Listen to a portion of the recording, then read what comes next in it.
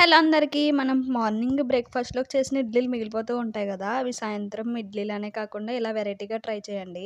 ఇడ్లీ ఉప్మా అంటారు దీన్ని. దీనికేంటంటే ఎండుమిర్చి, కరివేపాకు, పచ్చెనపప్పు, మినపప్పు వేసుకోవాలి. ఇదైతే చాలా టేస్టీగా ఉంటది. మా ఇంట్లో అయితే 2 ఇడ్లీలే ఉన్నాయి. మార్నింగ్ మిగిలిపోయినయి 2 ఇడ్లీలు మిగిలినియనమాట. ఇంకా మా అమ్మ నాకు ఇడ్లీ తినడం ఇష్టం ఉండదు. అందుకే ఉప్మాలా చెయ్యమ్మా అంటే అలా చేశారనమాట. మీకు కూడా హెల్ప్ అవుతది కదా అని చెప్పి వీడియో అయితే చేస్తున్నాను. ఆయిల్ వేసుకొని అందులో మినపప్పు, శనగపప్పు, కరివేపాకు, ఎండుమిరపకాయ ఇవన్నీ ఏసి బాగా వేపుకోవాలి. అవి బాగా వేగిన తర్వాత ఇడ్లీనైతే మనం స్మాష్ చేసి పెట్టుకోవాలనమాట. మెత్తగా చేసుకోవాలి ఇడ్లీని.